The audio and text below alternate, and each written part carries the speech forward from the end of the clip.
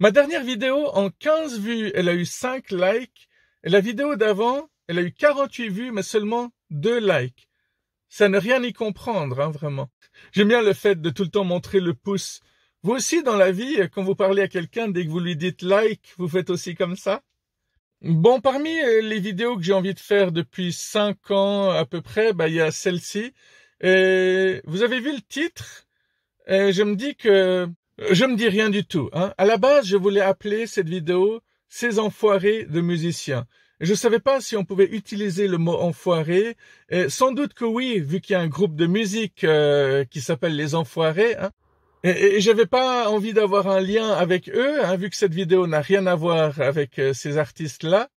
Par contre, je suis persuadé que tu peux pas appeler une vidéo Ces enfoirés de magistrats ou Ces enfoirés de médecins.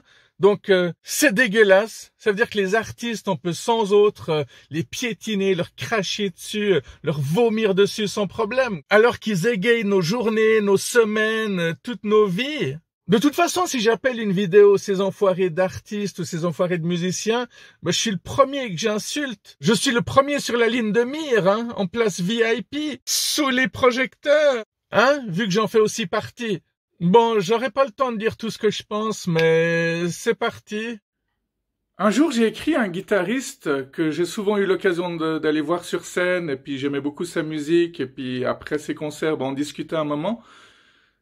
Un jour, je lui ai écrit un message pour lui dire «Salut, je voulais juste prendre un peu de tes nouvelles», et il m'a répondu «Ah, c'est bizarre, Bibo, je savais pas qu'on était dans une relation où on devait prendre des nouvelles l'un de l'autre.»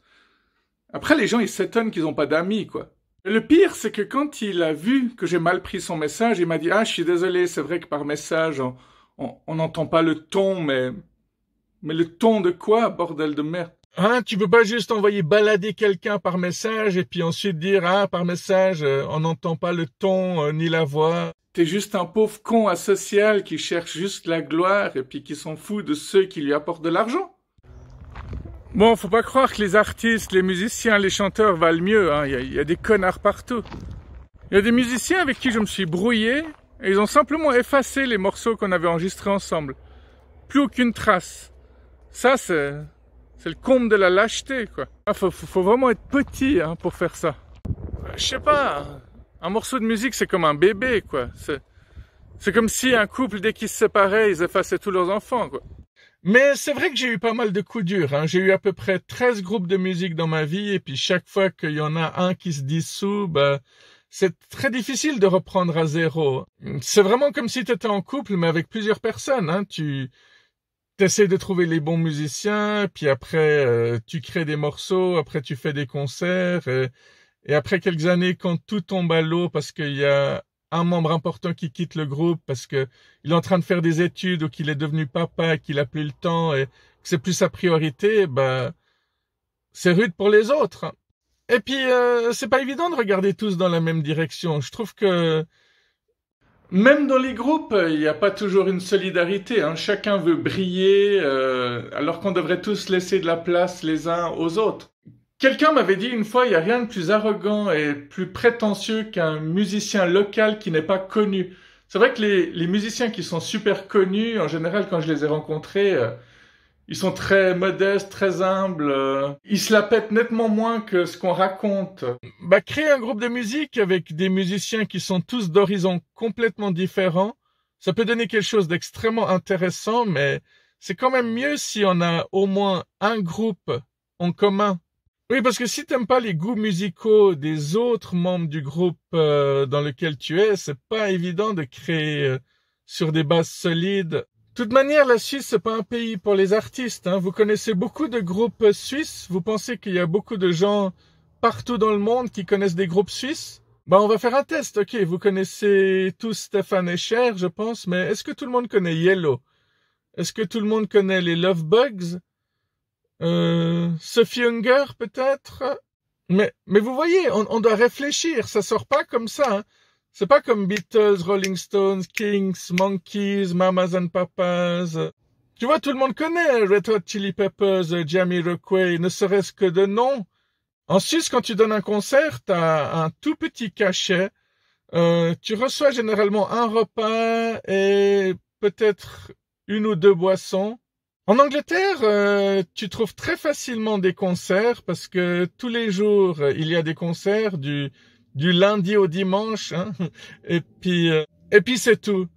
Tu reçois rien d'autre. Ton repas, tu dois le payer. Ton parking, tu dois le trouver. Et ça arrive que des musiciens anglais retrouvent leur voiture avec une amende après avoir donné un magnifique concert. Donc c'est des conditions déplorables, mais c'est peut-être pour ça aussi que les meilleurs groupes viennent de là-bas, en partie. Paraît qu'un endroit de rêve, c'est la Hollande. En Hollande, il paraît que t'as un repas, que t'as des boissons à volonté, et que t'as même un hôtel si tu viens de loin. Bon, bref, partout ça a ses désavantages, partout ça a ses avantages.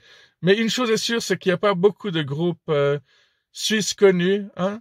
D'ailleurs, combien d'entre vous connaissent Ayrton Wall, par exemple, hein, alors que c'était un des meilleurs groupes? Parmi les coups de pute que j'ai eus, c'est qu'il y a des personnes qui m'ont proposé d'enregistrer mes morceaux gratuitement. Et une fois que ça a été fait, ils ne m'ont jamais donné mes morceaux. Parce qu'au final, les gens, ils disent, OK, je te fais ça gratuitement, mais au fond, évidemment, tout ce qu'ils veulent, c'est du fric. J'ai recontacté toutes les personnes chez qui j'ai enregistré gratuitement, qui m'ont volé mes morceaux. Et je leur ai dit à chacun la même chose. Je leur ai dit, c'est triste, c'est tragique, c'est dramatique, mais si je te filais 10 000 francs maintenant, je récupérais mes morceaux sans aucun problème. Mais si j'étais une magnifique jeune fille sexy qui te tirait une pipe, j'aurais aussi tout de suite mes morceaux. Évidemment, aucun d'entre eux ne m'a répondu parce que ils savent parfaitement que j'ai raison. Et ça les remet face à leurs propres démons. Ça montre que c'est juste des connards, quoi. Non, pour obtenir quelque chose de qualité, malheureusement, il faut payer. Toujours payer. Je pourrais terminer cette vidéo comme ça, parce que de toute manière, je vais reparler de fric un de ces jours, hein, c'est essentiel. Je pourrais refaire une vidéo là-dessus, mais je suis assez fasciné, parce que quand on voit des annonces de groupes qui cherchent des musiciens, c'est toujours cherchons des bons musiciens, mais pas forcément excellents. Le but, c'est de s'entendre, de s'amuser, et surtout de ne pas se prendre la tête. Mais au bout d'un moment, tu vois que c'est tout le contraire. Donc, cherche musicien avec un certain niveau, non prise de tête. Ça veut surtout dire, je veux pas que tu te prennes la tête quand ce sera moi qui imposerai mes morceaux parce que je veux pas que tu crées au fond. Enfin, je sais pas, il y a un message comme ça, parce que comment ça se fait qu'il y en a aucun qui se démarque vraiment?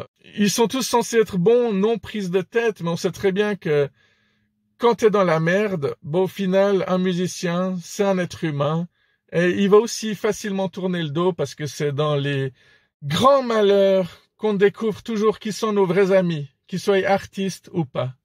Ça, c'est une excellente fin, une excellente conclusion. À tout bientôt, prenez soin de vous. Allez, bye bye. Ouais, enfin, une conclusion, c'est plutôt une constatation, hein. Mais bon, on va jamais terminer la vidéo sinon.